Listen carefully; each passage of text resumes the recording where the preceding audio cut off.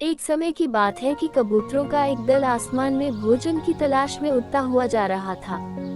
गलती से वह दल भटककर ऐसे प्रदेश के ऊपर से गुजरा जहां भयंकर अकाल पड़ा था। कबूतरों का सरदार चिंतित था। कबूतरों के शरीर की शक्ति समाप्त होती जा रही थी। शीघ्र ही कुछ दाना मिलना जरूरी था। दल का युवा कबूतर सबसे नीचे उड़ रहा था। भोजन नजर आने पर उसे ही बाकी दल को सूचित करना था। बहुत समय उड़ने के बाद कहीं वो सूखाग्रस्त क्षेत्र से बाहर आया। नीचे हरियाली नजर आने लगी तो भोजन मिलने की उम्मीद बनी। युवा कबूतर और नीचे उड़ान भरने लगा। तभी उसे नीचे खेत में बहुत सारा अन्न बिखरा नजर आया। चाचा, नीचे एक खेत में बहुत सारा दाना बिखरा पड़ा है, हम सबका पेट भर जाएगा। सरदार ने सूचना पाते ही कबूतरों को नीचे उतरकर खेत में बिखरा दाना चुनने का आदेश दिया। सारा दल नीचे उतरा और दाना चुनने लगा। वास्तव में वह दाना पक्षी पकड़ने वाले एक बहेलिये ने बिखेर रखा था। ऊपर पेड़ पर तना था उसका जाल। जैसे ही कबूतर दल दाना चुभने लगा, जाल उन पर आ गिरा। सारे कबूतर फंस गए। कबूतरों के सरदार ने माथा पीटा, ओह, ये तो हमें फंसाने के लिए फैलाया गया जाल था। भूख ने मेरी अक्ल पर पर्दा डाल दिया था। मुझे सोचना चाहिए था कि इतना अन्न बिखरा होने का कोई मतलब है।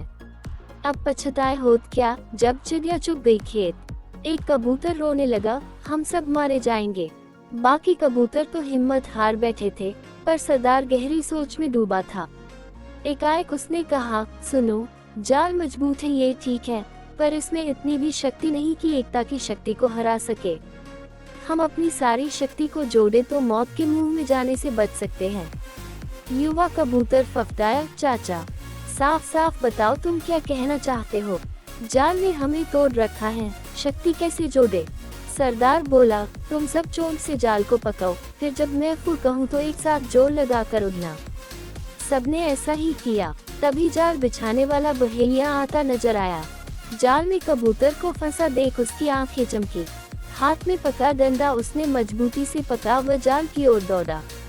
बहेलिया जाल से कुछ ही दूर था कि कबूतरों का सरदार बोला, फुर्र।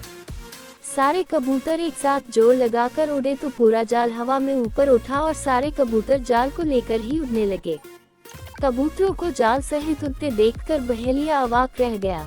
कुछ संभला तो जाल के पीछे दौड़ने लगा। कबूतर सरदार ने बहेलिये को नीचे जाल के पीछे दौड़ते पाया तो उसका इरादा समझ गया। सरदार भी जानता था कि अधिक देर तक कबूतर दल के लिए जाल सहित उड़ते रहना संभव न होगा, पर सरदार के पास इसका उपाय था। निकट ही एक पहाड़ पर बिल बनाकर उसका एक चूहा मित्र रहता था। सरदार ने कबूतरों को तेजी से उस पहाड़ की ओर उड़ने का आदेश दिया।